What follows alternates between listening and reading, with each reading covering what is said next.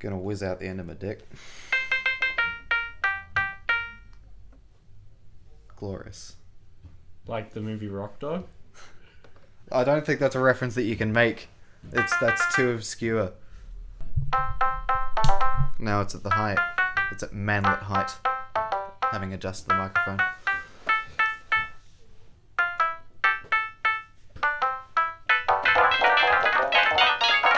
I like this. I like this sound. Really? God damn it!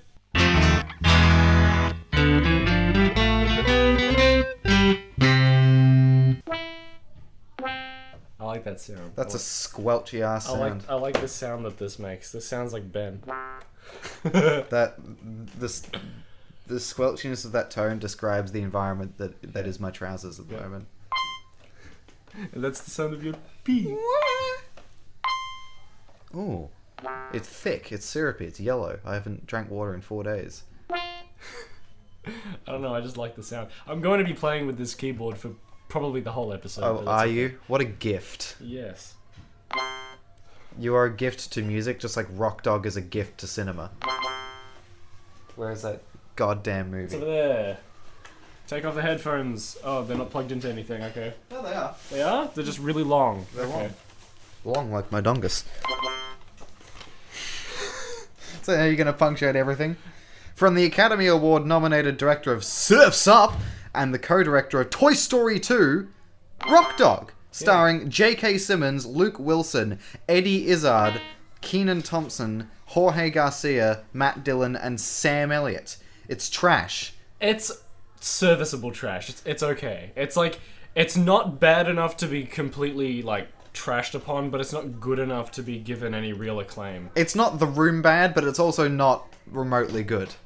Yeah, I mean, like, it's not nowhere near as good as Surf's Up, but it's not as bad as the Emoji Movie, you know? Because what it is really... It's a really well-made animated movie, which isn't really, honestly, that hard to do nowadays. Oddly enough, it is a wolf in sheep's clothing. Yeah, no disrespect to the industry of animation, but it's not that difficult to make a good-looking animated film nowadays. It used to be harder. A decent-looking, at least, because 3D software is becoming more and more available to people, you know? So, like, even independent animated films like Rock Dog can look nice. You used to have to hire... To be fair, it does look a lot nicer than most independent animated features, you know? Yeah, you used to have to hire 300 amazing artists and have them draw frames by hand and have them all look the same. Yeah. And then you used to need to wait 3 weeks to render one scene if you put a fucking T-Rex in it. Yeah. And nowadays, you don't need to do that. Yeah. But what this film actually is a film that was clearly made in China... with a Chinese plot and Chinese characters, and was then brought over to the US, and then they Americanized the plot. ADR'd. No, because there's very clearly a lot of like references that were there for like American audiences. Yeah, well, they translated and as you said, Americanized the script, and they made it sync up with the voices. So it wasn't one of those things also where you see the mouth move. A lot of the characters felt like they were made for... I feel like it wasn't just a Chinese film that was made, like, American for the dub. I feel like it was just a joint effort, because it was directed by the guy who made Surf's Up. Well, I don't know what the process of making the film was. Whether it was that from the start that what's the guy's name? Ash Brennan. What the guy directed Surf's Up. And this, yeah. So I don't know if Ash Brennan was involved in the creation of this film from the start, or if he was just there to guide the recording and the script writing of the Americanized version of this film. I think if it said directed by Ash Brennan, I think it was directed by Ash Brennan. So, and written by Yinan. Because like when you listen to like Eddie Izzard, who is a fantastic comedian, screenplay by Ash Brennan and Kurt Volker. I think it was just made by Chinese animation studios, and then but with American producers and Chinese producers as well. It's just like looking at it, like looking at it starts off in a rural area in the mountains, right? You look at it and you go, this is China. This is rural China. This is... I was getting Kung Fu Panda vibes. I mean, honestly, the first like minute and a half of the movie it's really nice 2D animation, and then it just goes to Illumination Entertainment. Yeah, it looks nothing like the rest of the film does. Although honestly, I do like the art style of this movie a lot more than I do the art style of, say, Sing. Yeah, I think this movie, it's just got a nicer looking characters than Sing does. Sing's characters just look bland, whereas at least these characters, they had most of them at least had character put into just the visuals. You know? You can sort of... Well, the thing is... There was a lot more effort put into the animation than there was into the screenplay. Yeah, well, the characters, when you look at them, you can understand who it is that they are and what role they will serve in the film just by looking at them. But even then, the two dog characters, for example, they don't just look like the same dog and one's been made bigger. They're very distinct aesthetics to each other and the same but when you look at I think in a movie like Sing, all the pigs look the same. You know, this film visually, there's a lot of good conveyance. However, it's also really easy to just work out every move that this film is going to make. Oh yeah, it's a very predictable film. It is a brainless film. Like I said, they put a lot more effort into the animation than they did the screenplay. Well, yeah, but with Eddie Izzard's character, who plays he was. I feel like they shrunk his character. Like, they had a really good character design, and then they just made him really small, and so he doesn't really mesh when he's with other characters. I think that it may have been the other way around, that actually that the character was going to be just sort of nothing. It's like, okay, here is the famous guy. But because they got Eddie, I feel that there are lines in there that you listen to that he just made up. Yeah, yeah. That they just sort of went, look, this is generally what the line is. Or they gave him a guide line, and then he just riffed. Yeah. Which is good, because that's what makes the film more enjoyable and, passable. But,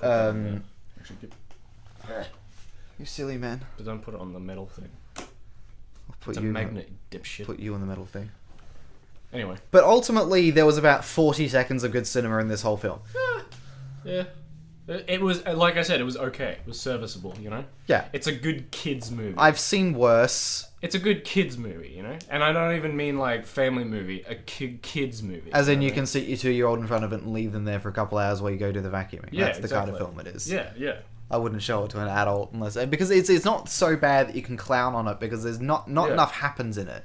Now, you got it for me for my birthday. Yeah, because it looked shit. Yeah. I looked at it and went, this is going to be a romp. And it said that there was a $10 gift voucher in there, but there isn't. For what? For something, but I don't know. It's not there. Unless it's on the disc. Or you threw it out because it was part of the plastic packaging or something. Shall we rifle through my bin, or...? Yeah. Alright, we're going dumpster diving with the uncles. Yeah, dumpster diving with the uncles. While I'm doing that, do you want to say hi to everyone? Hi everybody, welcome to the Temporary Uncles podcast. I'm Uncle number 1 and he's Uncle number 2. Also known as I'm Nick, and he's... No. He's not Nick, he's Ben. So here we go. Cubby House includes a $10 gift voucher for personalised labels, school supplies, and more. Okay, never mind, I don't care. Please see the back of sticker for T's and C's. So so they've put it on the plastic cover. How stupid! Yeah. See, if you hadn't remembered that there was a gift on it, I would have just gone, nope, see ya. So, let's have a look at the back. What are the terms and conditions? Personalised labels and school supplies from Bright Star Kids. You're a Bright Star. Get your $10 voucher online. brightstarkids.com.au/DVD offer. Terms and conditions, no minimum spend. Only one voucher can be redeemed per household. Within Australia only. For full terms and conditions, Yunan. Yeah. So if pointless. if you would really like to have a pencil case with your name on it, you can have that. Yeah. As long as it costs you $10. By the way, I feel like I should just mention now that there will be noises in the background of this podcast because we were recording at Ben's place and he has siblings that are small people. And I wanted to record at my place because it is nice and empty because my parents are away on holiday, but he didn't want to lug the equipment over. Yeah, I didn't want to schlep the heavy mic stand. Because we very easily could have watched Rock Dog at my place and then also watched Kung Pao Enter the Fist, which I wanted to watch. I think it looks funny. I've got a copy of it at home. Oh, could you not bring it? No, it's on Foxtel. Ah. Yeah. But what else? What else are we going to talk about? Nice. So we've been out and about on the town a few times. It's been a while since we recorded the last one. I just want to quickly mention that I saw Alita Battle Angel, and I really liked it. I saw it like pretty much the day after we recorded last episode's podcast. Okay. Yeah. I thought it was really good. It was really well made. The CGI was fantastic for the most part. There were only really like 1 or 2 shots where it was noticeable. And that's really only because of pasting a human head onto a robot body. And I don't even mean just like... Because there are a lot of characters in the movie that are robots with a human's face. Yeah. But they still look like really well put together. But I think because this certain bit is at like the very end of the movie and they've got his whole human head on the robot rather than just his face, he doesn't mesh that well, but it doesn't take away from the story that much. Right. But like that, I think Alita Battle Angel and Speed Racer are 2 like live action anime films that really work because they go all out. They go full crazy with the anime influence, and they're just really visually stunning and balls to the wall action adventure movies. You think that it would be weirder if it was too straight Hollywood and it would be like, it's vaguely Japanesey, but it's also just a film that came out of California? Well, the thing is, that's what has happened with a lot. That's what happened with Death Note, for example, and that movie was trash. I mean, I guess you could say that kind of happened with Ghost in the Shell, but I think Ghost in the Shell's too weird to really be thought of as straight Hollywood. Yep. I was just making sure I still have the sound effect. I thought I pressed a button. I think mine's on Paris. One's on 6 double A's. It's been on during the entirety of the movie, by the way. Was it? Yeah, you didn't turn it off. Are you sure? Yes. Oh, okay. Because I pressed the button on the thing and it made the noise. Oh. Anyway, but yeah, I really liked it, Little Battle Angel. It's not in cinemas anymore because of when this is recorded, obviously. But if anyone hasn't seen it and they want to pick it up on DVD, do it. Get the DVD. Do not pirate the film. Another movie I saw recently, which was also crap, like Rock Dog, Hellboy.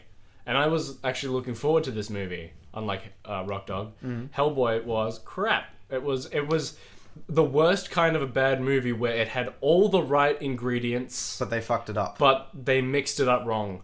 The movie felt like because the movie had way too much plot for 2 hours, right? So they rushed through the whole thing. It felt like a 2.5 hour movie that had been condensed to 2 hours. And I don't mean cut to 2 hours. I mean condensed to 2 hours. They just said the lines faster and no. They just like, it didn't feel like they had cut any scenes to make the movie shorter. It just feels like the movie was too short. The pacing strange is just... Yeah, very quick. And I mean, like, you know what kind of movie you're in for when the first line is like, the year was like 1352. It was called the Dark Ages, and for fucking good reason. That's the first line of the movie.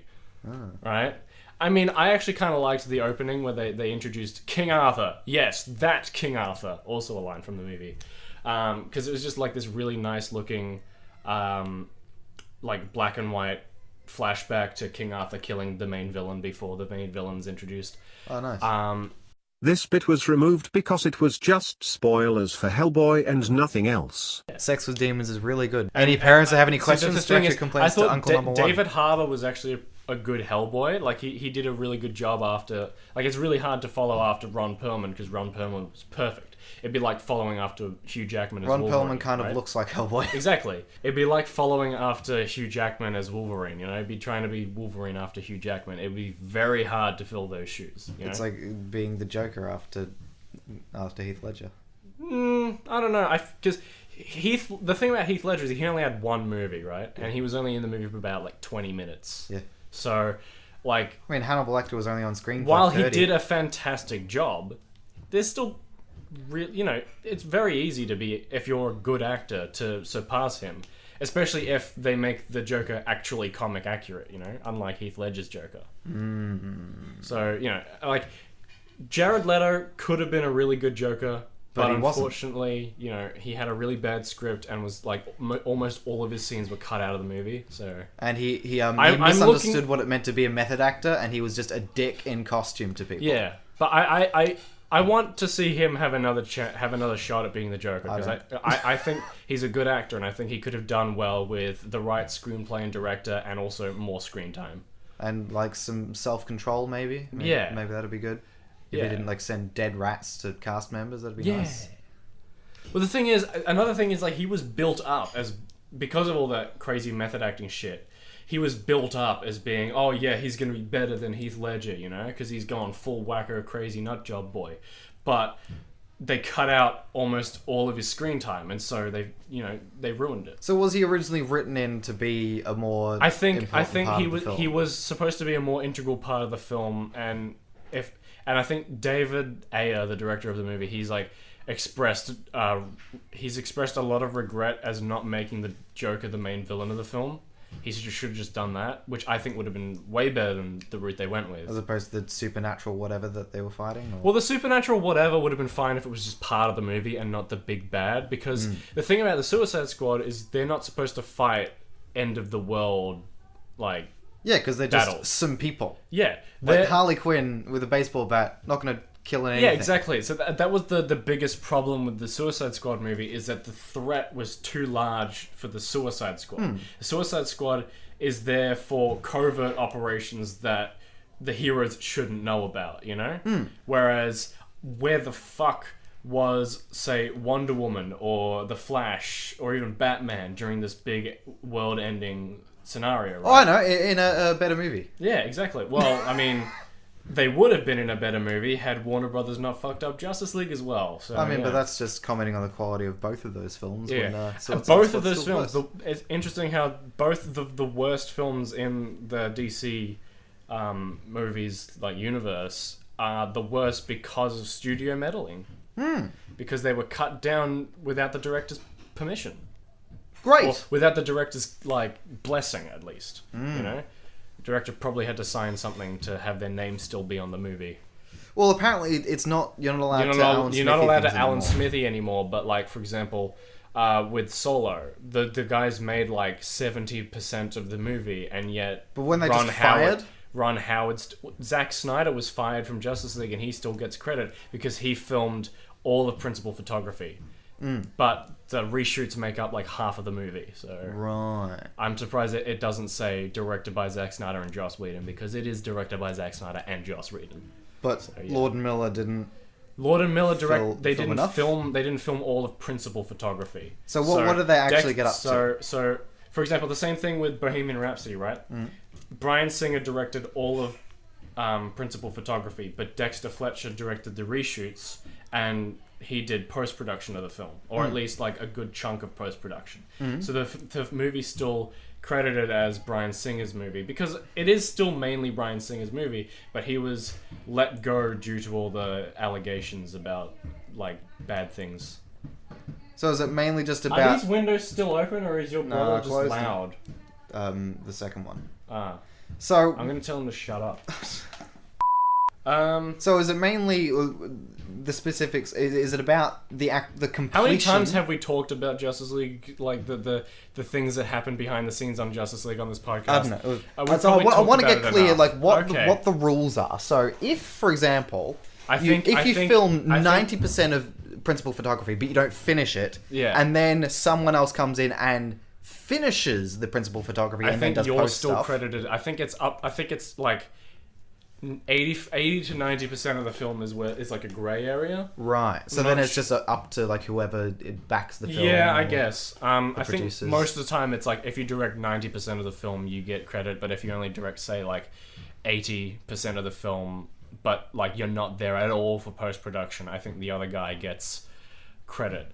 But if you direct principal photography of the film, but you're not there for... And by the way, this is only a problem that really occurs with studio films, right? Right. If this is a film that you've written and this is your baby, this is not going to happen to you most of the time. But, if it's a big budget studio production like Bohemian Rhapsody or Solo or Justice League or Suicide Squad, then... Sometimes greed will get in the way of making a good movie, and so the producers will want to fuck up the movie to make it more commercially viable. Yeah. Unfortunately, that backfired for them with Justice League, and unfortunately, because of the fact that they cut it to 2 hours to try and fit more screenings into a day, they ended up making a worse movie, which then everyone was going, don't see this movie because it is bad, and then the movie made the least amount of money out of all of the DC movies so far. That's funny. Yeah. Well, I suppose that Which is really disappointing for the first ever Justice League film, right? Well, I suppose that a lot of the issues there is that it's about how long term you're considering when we talk about. Oh, I want my profit margins to be because if before we go that I'll finish my point.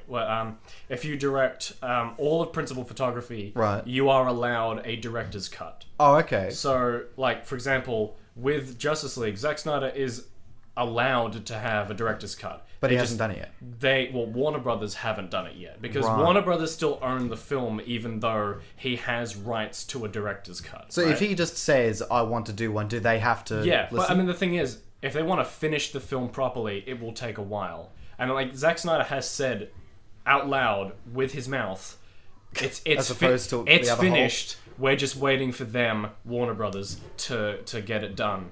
So Right. the movie would be finished because they had finished the edit. So all that would need to be done was the soundtrack and the visual effects and the color grading and all that. But stuff. then it was reshot. They reshot it like in May, and conveniently they used Zack Snyder's daughter's suicide as a way of getting him off the movie, which is a pretty scummy move, if you ask me. Right. Basically, they went like Because I thought he just left. yeah, well, everyone the before the movie came out, the narrative was, oh, Zack left because of family tragedies. We got Joss Whedon to do a few minor reshoots and to finish Zack's vision of the film. So what Right. actually happened? Most big budget movies do have reshoots, so the reshoots weren't that big of a deal. Yeah. And then things started happening. They announced the runtime of the film. We were originally going to get a 2 hour and 50-minute movie. And Then what they is it? then they announced that the movie would be 2 hours. Okay. And everyone was like, yeah, Almost now missing. still cautiously optimistic. Maybe it'll be good. They're still saying Joss completed Zack's movie. Then the movie came out and everyone was like, no, they fucked it. Right. So yeah. So with Zack Snyder leaving the film, was he officially fired by Warner Brothers? Now it's said that he was fired. So Now they that's just what sort of the went, narrative is. We're going to give you some time off now, and then just the took thing him off the project. we want to make a movie we want to make a more lowest common denominator appealing movie, right? We want to make the next Avengers Age of Ultron. We Right. don't want to make the next Batman v Superman, right? So his film was yeah. looking to be divisive. Not so much divisive as really grand in scale and different for big superhero team-up movies. It would have more actual character development. And like it would have been darker but still have its levity because of characters like the Flash and Cyborg. Was it more catered to the comic book reading crowd as opposed to people Probably. who can just come and see the film Probably. without... Okay, yeah. But I think it still would have been more for the general public than Batman v Superman was, because it was a big superhero team-up movie. Unfortunately, the big thing that the reshoots ruined was changing the overall tone of the film to more lighthearted, changing the aesthetic of the film to look like garbage, Right. and changing and just adding a lot of unnecessary comedy. Well, comedy with air quotes. It's the same kind of shit that happens in Age of Ultron. I think I've seen Age of Ultron. I don't remember watching it and going, oh, well, this is sort of in poor taste. Just went, okay, it's Avengers, it's goofy on purpose. It's goofy, but unfortunately also it's just like the Avengers Age of Ultron's a movie that like the first time I watched it I was like, yeah, it's pretty good. And then the more I watched it I was like, this is crap. Like the only real scene I like in that movie now is the birth of Vision. So yeah, overall I find Age of Ultron to just be like one of the worst Marvel movies. Fair. Yeah, that's just in my opinion. And I think they really screwed it up because of the villain. Because Ultron in the comics is a really cold, manipulative, uncaring villain. In the movie, he's Tony Stark, but a robot and evil. He's wisecracking, he's charming, exactly. he's a robot, but he's got a personality. Yeah, as opposed to just being a machine that kills. I would love to imagine just a world where instead of Joss Whedon, Jon Favreau directed the first Avengers movie. Because I reckon... Because the first Avengers movie is good, but I reckon it would have been even better if it were directed by Jon Favreau, because he started the Marvel Universe with Iron Man. So, and he did Iron Man 2 as well. So yeah, he was the guy setting up the Avengers, and then they just get Joss Whedon out of nowhere and be like, "Hey, you, the guy from Buffy, make this movie." I suppose they just went, "Hey, look, Sci-Fi Man, you're the funny." Hey, he made Firefly, a show that was cancelled after one season. But don't people really like that? Regardless of how good it is, it was a really weird business decision to get him on board. So you confused it both from an artistic and a business perspective. So you're I don't think that he did a good job, but also why would the executives go, "Yeah, this is the money man"? I mean, and because I think the thing is, the movie was written by 3 or 4 people, and then Joss came on board and rewrote a little bit of it and then made it more his film. And I think Avengers is his best film, because the Avengers is much better than Avengers Age of Ultron. So yeah. Has he directed it anything outside of the superhero realm since? Not that I know of. Okay. He co-directed, he co-wrote Cabin in the Woods. Okay. But I mean, that was largely Drew Goddard's film. And he also made the Bad Times at the El Royale, which was good. I like that movie. Did you see it?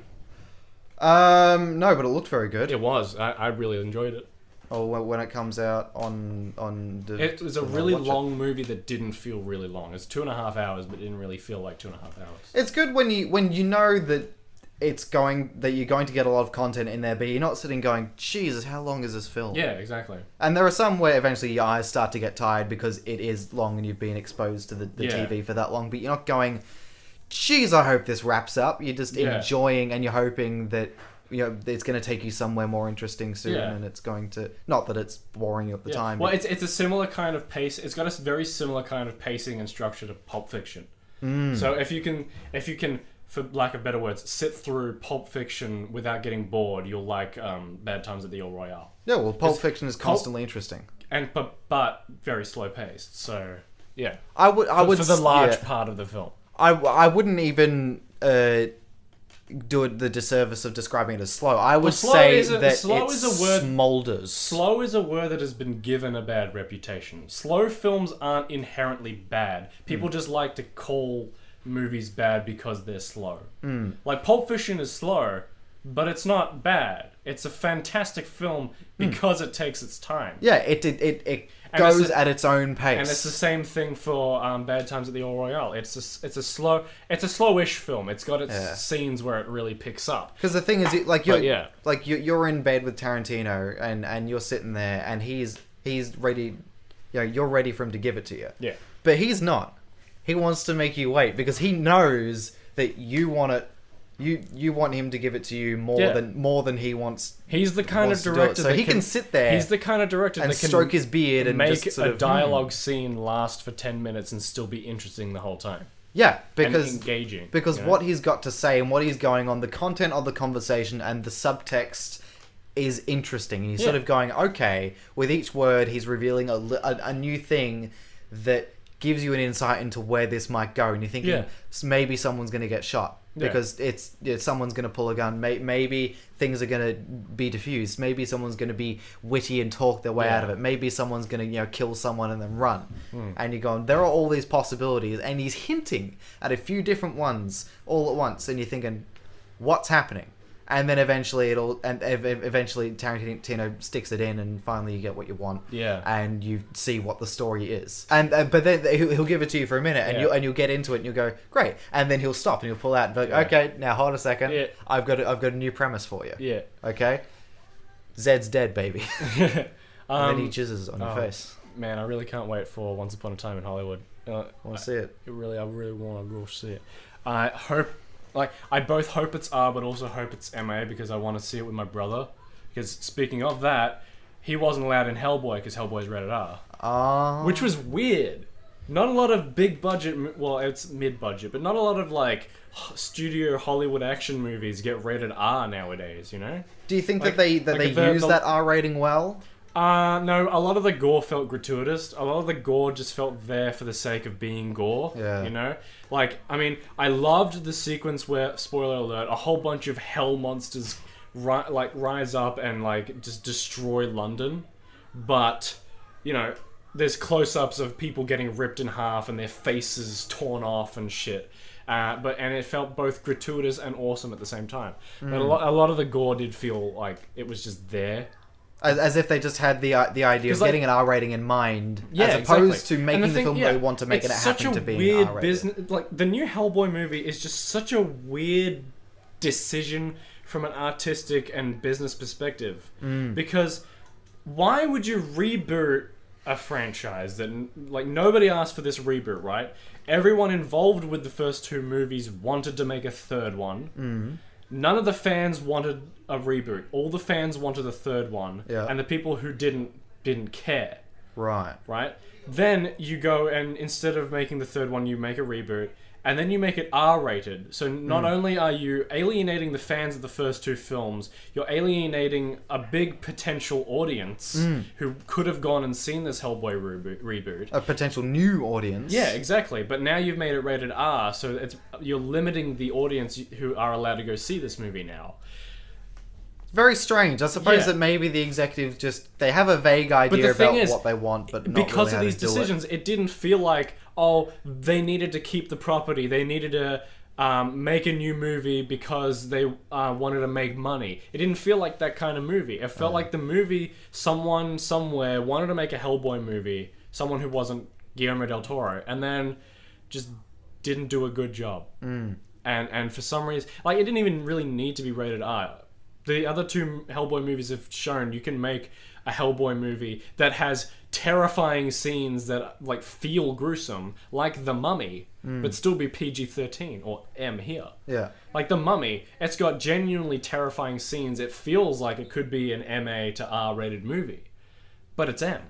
So so you feel that this is less like the Hellboy, or less like the Guillermo equivalent of Fantastic, and more just someone who wanted to try and make something with an idea in mind, and they just didn't execute There's it a bit of Fantastic there in that it definitely felt like they wanted to get this out as quickly as possible. Yeah. But like it didn't need to be out as quickly as possible. Like they didn't need to reboot it. No one asked for it. No one really cared enough to see it. This movie's gonna flop, which sucks because it's got a lot of sequel bait at the end of the movie. There's a lot.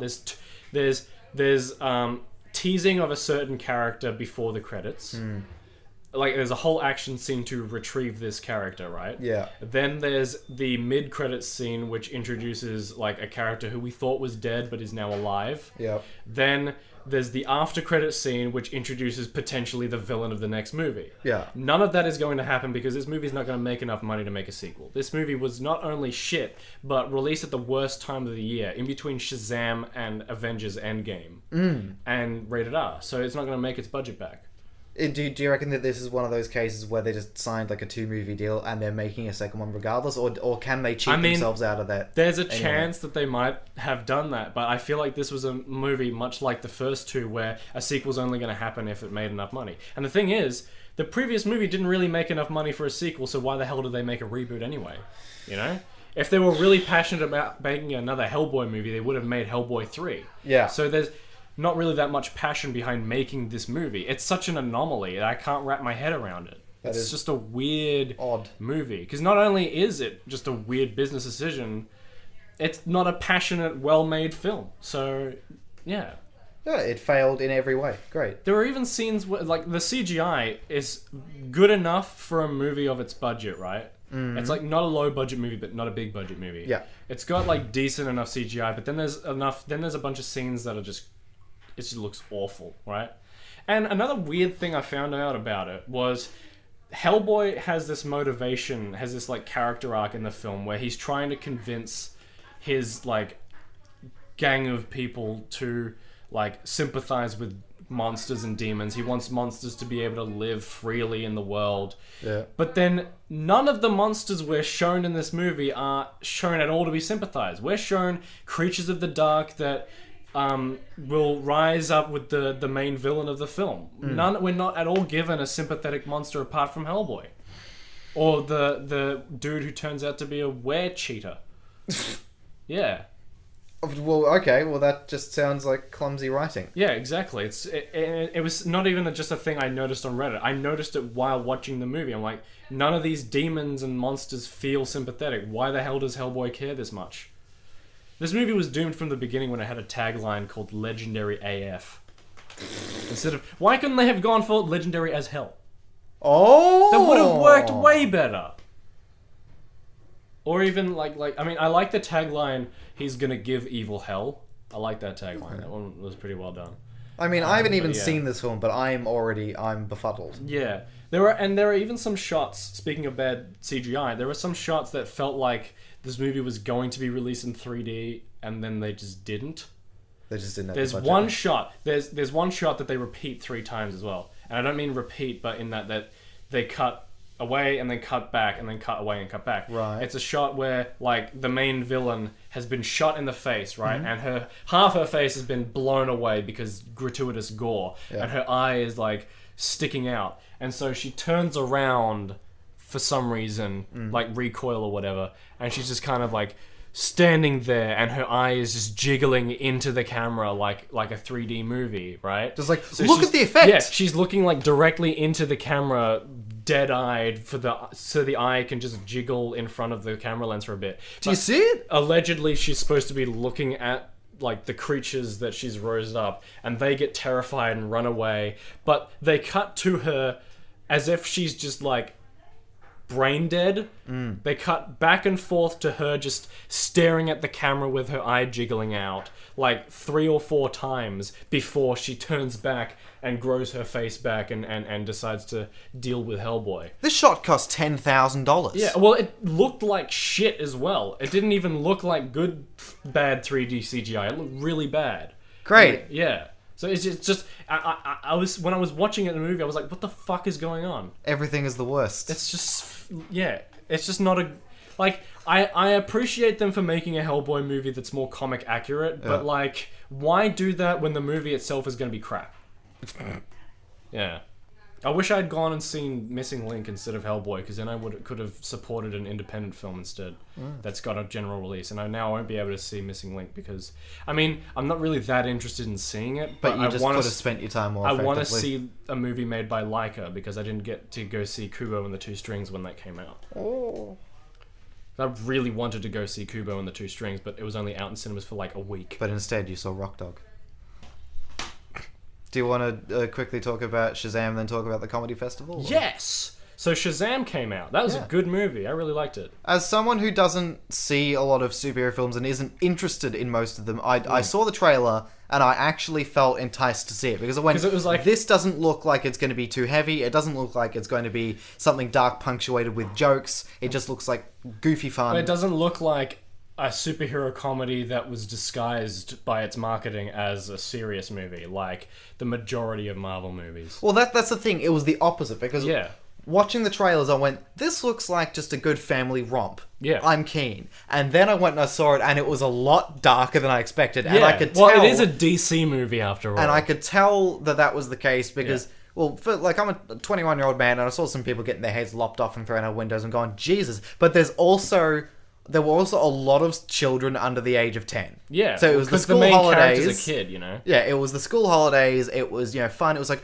wow, isn't this awesome? Great. I will have your finest beer. It was funny. But then also all these parents went, do you want to go and see Shazam? And all the kids go, yeah. Yeah. And then people get thrown out of windows by these genuinely terrifying looking monsters. There's this really graphic car crash. There's this at the very beginning of the film. Yeah, there's 1970s car accident, back when some people were still we don't seatbelts are for pussies. Yeah. And so they have this car crash on this slick road, and then the guy's bleeding to death. Yeah, and this child. They don't even cut away from the blood. The blood is shown. They have this child getting yelled at by his dad and his older brother, and his dad gets flung out the window out of this car and into the snow, and he's watching his dad thinking that he's dying. It's just and there are these small children. It's just a genuinely upsetting way to open this overall really fun family movie, right? It's just a genuinely upsetting way to open the film. Yeah, but it helps to set up the villain, and they did a really good job. Yeah, I think that it was really cinematically great. Oh yeah. But I'm just thinking about all the parents that took their kids to this movie. Yeah. And it lightens up immediately after that. It's like those things you hear where these kids went to go see insert kids movie that's in cinemas now, and they showed a trailer for insert horror movie. You know, I love the when the kids went to go see, I think it was Mary Poppins. Yeah. No, it wasn't Mary Poppins. It was something earlier than that, but it was a stupid kids movie that no one really cared about, but was making a lot of money because that's what they do. A dumb funny. Yeah, and apparently kids got shown the trailer for the movie Hereditary. Nice. And so no, it was Peter Rabbit. They were going and seeing Peter Rabbit, and they got the trailer for Hereditary, and then A24, the people who distributed Hereditary, they said well, at least Hereditary treats people with allergies seriously, because there's a scene in Peter Rabbit where apparently the farmer who hates Peter Rabbit is allergic to blueberries. Oh, okay. And so Peter Rabbit exploits that, and they're just trying to kill him through an anaphylactic shock. Yeah, but bombards him with blueberries. And I'm like, that's messed up for a kids movie. You're trying to this is rated G, and they've got the main character exploiting someone's allergies. Yeah, not to be one of those Christian mums against dabbing, but that is people. Genuinely something that can kids will try to imitate that. They hear that some kid's allergic to peanut butter, and they go will throw peanut butter at Hey, Gerald, do you want a bite of my sandwich? And they go, I'm allergic to nuts, guys, so remember, as long as there's no nuts, you go, don't worry, Gerald, there's no nuts in it. And then this kid just fucking swells up. Yeah. And it's terrifying. Yeah, and then everyone's like, oh, Peter Rabbit! And they shake their fist in anger. You go, why did you do it to me? Peter Rabbit was Yeah. Whereas in the movie Hereditary, one of the characters has an anaphylactic shock. Not an anaphylactic shock, she's just having an allergic reaction, so she has to leave. She gets itchy. She has to leave a party very easily, and she's opening the window, takes her head out the car, and gets her head lopped off by a telephone pole. Yeah, that happens in that movie. So here's a lesson: if you're having trouble breathing, don't put your head out the window while your brother is speeding to get you home to get your EpiPen. See, I thought you were going to say to get you epic or something. To get you epic, yeah. Yeah, that's the cure. Epic. That's the cure for anaphylactic shock. Is be epic. You have to just be epic. Great tip. Yeah. But yeah, Shazam. It was a good film. I liked it.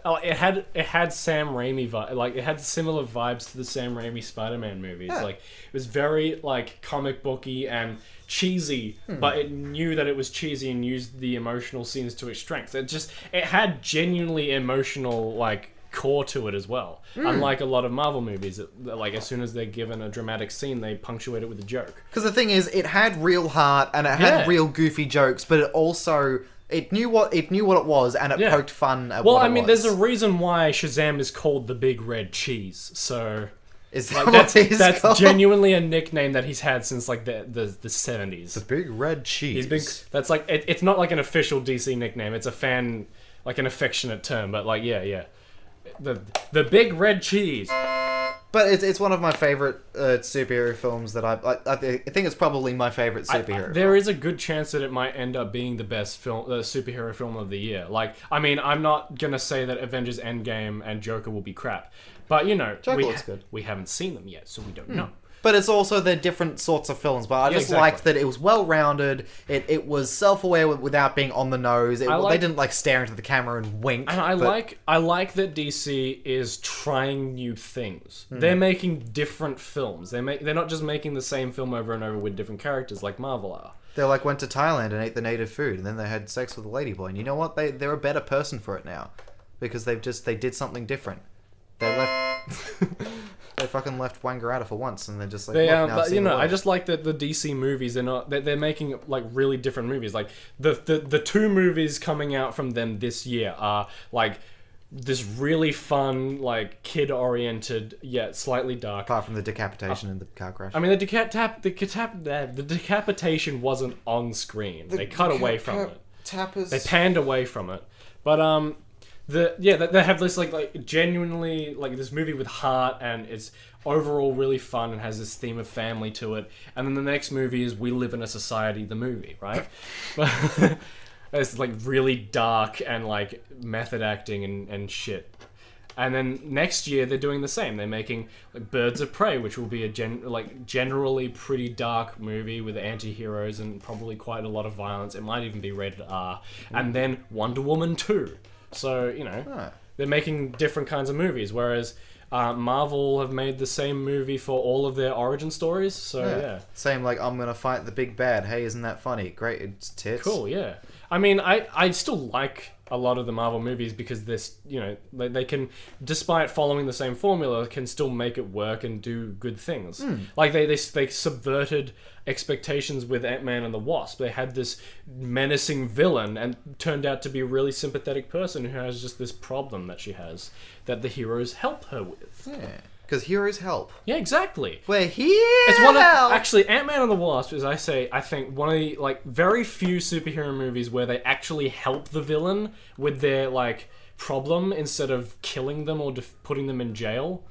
Because like sometimes you get villains that like they don't want to destroy the world. They have something that they have to do and they'll go by any means to do it, like Mr. Freeze, you know. But Batman doesn't help Mr. Freeze cure his wife. He just puts him in Arkham Asylum.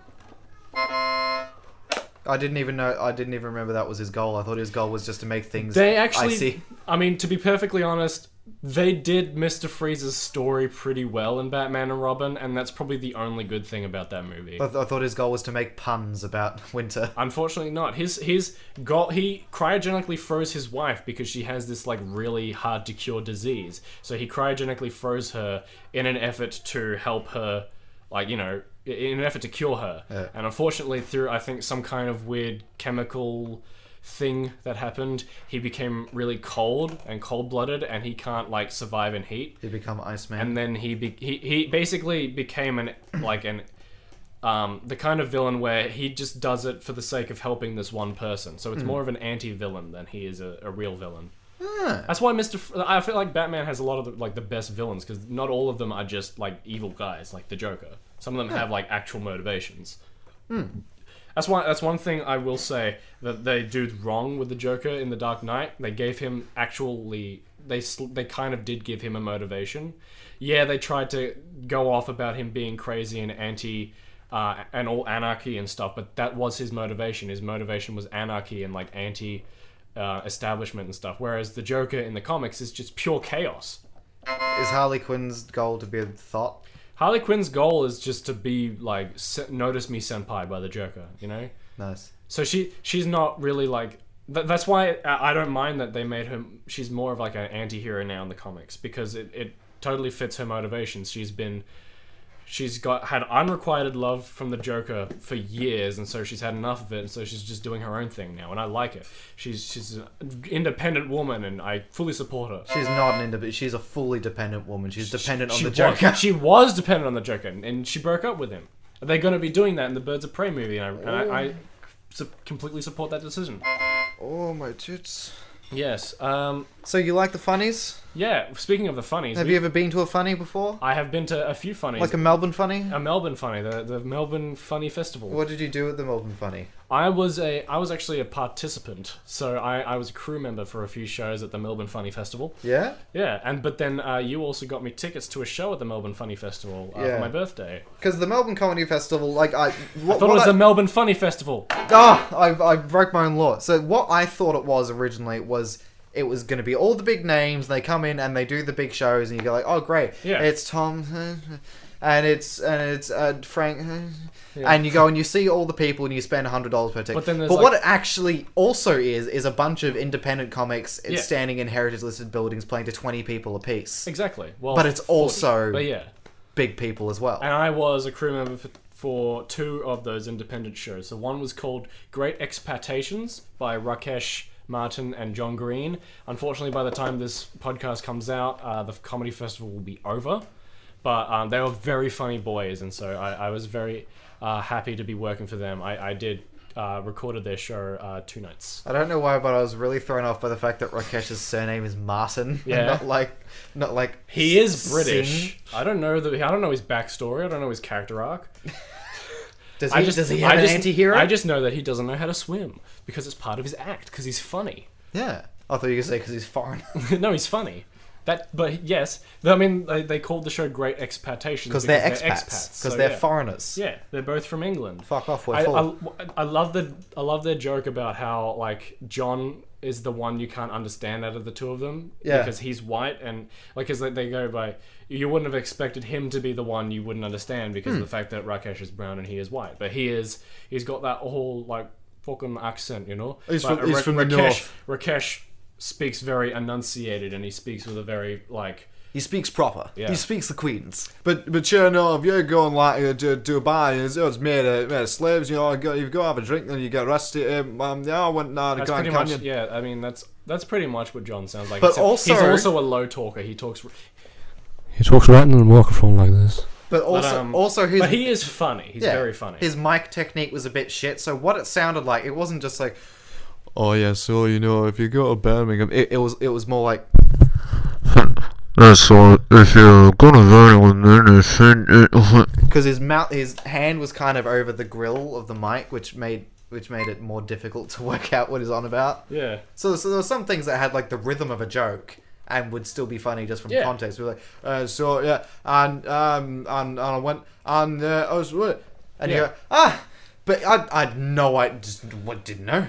But he was still very funny. It was still funny. And so the second show, the other show I did camera operation for was last night. I filmed for Patrick Collins, mime consultant, who is really, really funny. He's like probably one of the best. Like, I mean, out of the 4 shows that I've seen, second best out of them. Great sound design, great just fantastic everything. Sound design. So I'm really happy that I convinced him to let me record his show for him. If Patrick puts the show up, we encourage you to watch it. Oh, we will put a link on the Twitter account that no one follows. If there is a link, we'll put it up. Yeah. Until there is a link, we can't. But otherwise, and we will put it in the description of this for people who've like in 2 years listened to this episode for no reason. Just thoughts and prayers to Colin. So your one like equal one prayer equals one funny. Yep.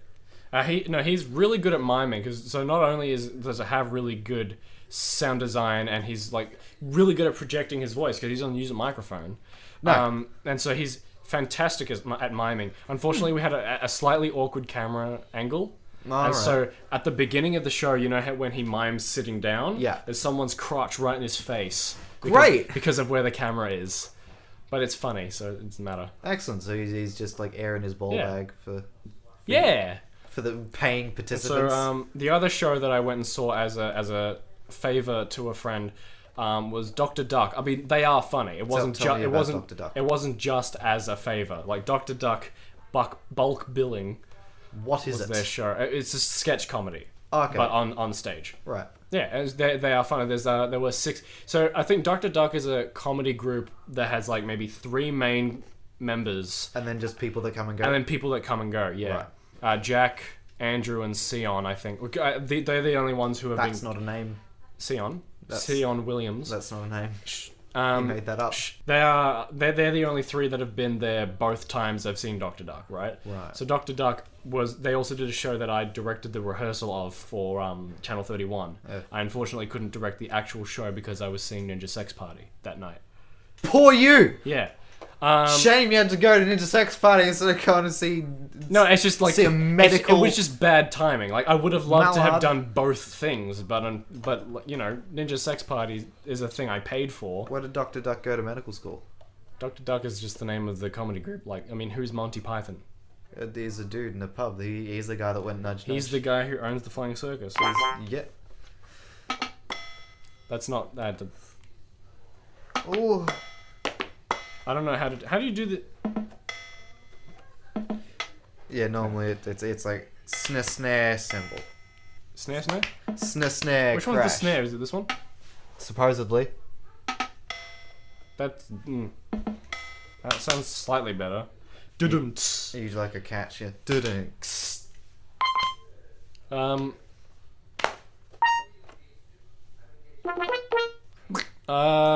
were we talking about? Leno and Woodley. That was the other show we saw live. So you got me tickets for my birthday, and Leno and Woodley were very funny. You want to talk about Leno and Woodley? I do. Good. I could just make duck noises, but I could also tell you about what it is that they did. That was really good. I like that. Thank you. Do that again. So, Leno and Woodley I'm sorry, I just wanted to do it one more time. were a comedy duo for ages, and then they had we were a like, long hiatus, we would have been and then they like, came back. we would have been like 12. Sorry about that. We would have been about 12 when they broke up. Sure. Can you turn that down? Yeah, Funny so boys. They would have broken up when we were like boys, little boys. Yeah, so now they're middle-aged funny men, and they produce. I mean, they've been middle-aged funny men for a while. They produced this show called Fly, which is about the Wright brothers. Well, it's about being about the Wright brothers, but it's not really about the Wright brothers. There's just a lot of piss farting about, and in their attempts to try and... What I love is the fact that they make it seem like it's a show about the Wright brothers, and then they fucking don't do a show about the Wright brothers the entire time. They do skits about the Wright brothers, but the show is about them making a show about the Wright brothers. Yeah, it's the conflict of two people trying to unveil a story about the Wright brothers, but don't actually do it. One of them really is inspired by the story of the Wright brothers and really wants to put it to stage, and the other one's Frank Woodley. Yeah, the other one's Frank. Yeah. Why do you have one sleeve up? That's my... Because you're edgy? Yeah. I'm a duality. I'm two people. I'm a man, I'm a woman, I'm black. Shit. No, you're not. They can't see me. They don't know what I look like. They've only heard my voice. You're in the thumbnail. That doesn't have to be You've me. been on screen multiple times on this YouTube channel. I don't... Do you think that you've just Robert Downey Jr.'d in Tropic Thundered? You've just become black? No, I've been black this whole time. I've actually been playing a white man. Is that why you say the N-word so much? I don't say the N-word. You say the N-word too much. I've never said it before. You've got no proof. So, but basically, it was excellent. And Shit. they picked on a small boy in the crowd throughout the whole thing. Lewis and his family. And his mum. Because there's a bit of crowd participation, and they basically got him because he sat right up that the front. moment when someone came in late, and then they found out it was like a frail, disabled person. Yeah, it was someone in a wheelchair or something, or with a walking cane. Yeah. And so, yeah, Colin Lane is like, taking the piss out of him, like, so why are you late? Great, excellent. That's walking stick. Okay. Oh, excellent. Nice. So and he kept digging the hole further and further until Frank did something to stop him. I can't remember what it was because I was laughing so hard. I don't know. They did a funny. There is a line in the thing that really does it for me because Frank is for some reason wanting. He wants to portray the film. The Fly as opposed to their story. And I thought at first I thought it was just a like a throwaway bit. Like he just talked about the Fly for a bit. But he wants to dress up as a fly because that's important to him somehow. And he says to Colin Lane, so look, I'll dress up as a fly. It'll be really good. It'll create realism. And Colin Lane says, so a 6 foot tall man comes on stage dressed as a fly and creates realism. Yeah. I just love that. And then the bit. And then the that. bit. But the hardest I've ever laughed at a man dressed as a fly. And then he It's just so is funny. a fly For like 5 Yeah, minutes. for like he just buzzes about and is a fly. Yeah. That's it. He doesn't like. It's not like, oh, he's being funny, like pretending to be like, oh, I'm a. He just acts like a fly. Yeah. And Colin Lane treats him as if he is a fly. Yeah. But he is also a 6 foot tall man. In a weird costume. And it's one of like a few gags where it just feels like they're testing the audience's patience. Yeah, just They're like, how long can we do it tonight? How long can we keep this going until the audience stops laughing? And it was opening night for that version of their run. Yeah. Because they ran it the previous year, but the opening night for this year. But So they acted. the next they night acted they're probably like going to do it longer. they acted like they never did it before. Like this is. They acted like this is just part of last year's season of the show. They're like, we haven't performed together in 10 years! And it's like, you did it last year. Yeah, exactly. Because that's not as funny. Yeah. It's not as suspenseful. There's not as much drama in saying, before we did it last year, we haven't done it for 10 years. So 12 months ago and sort of, yeah. They talk about how like Lewis was probably conceived at their last show. Yeah, because he's 12 and they did their farewell tour, 12 years ago. And At 12 years and 9 months ago. it was a big funny. Yeah, it was very funny. I enjoyed it greatly. Very. It was, and I really hope to go see a lot more shows at the Comedy Festival next year because hopefully public transport isn't all fucked up. Yeah, if the trains work, then we'll go again. Because I would have loved to have gone and seen more shows because I think because of the festival pass that I had, I was allowed to go and see shows if they had free seats.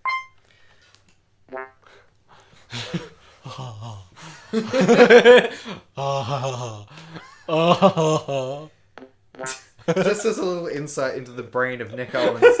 We were on the train on the way home, and there are a couple of trains on like the Skyrail that for some reason have. I just love to do stupid shit to make Ben laugh. So for some rereason have you tell the basketball story. courts underneath them. There's 3 or 4 of them. When we passed, I think it was Clayton maybe. I think we passed fucking Carnegie Station. There was a basketball court, and Nick leans over and he looks out the window and he sees these fellas playing basketball, and he looks at me and he goes, "Dude, basketball, what?" And you lost it. It was so funny. I just the way that he said it and like the surprise. It's a moment that would never be able to be replicated properly. You know what I mean? Yeah, just how shocked he was to see that these people were playing basketball all things at like 10 o'clock p.m. underneath a train station. They're just out there. They're just being real. They're playing ball. They're touching leather. They're seeing skin. They're shooting hoops. They're making baskets. They're making bread. Making money. Making a sound like this. I do that only when I'm aroused. Oh. Oh. Yep. That's the conclusion. Yeah. The end. See ya! I mean, if you want to support us more, follow us on Twitter at Temponcles, and I mean Instagram, even though I don't post anything on there, but I probably should. Just post pictures of my anus. Okay.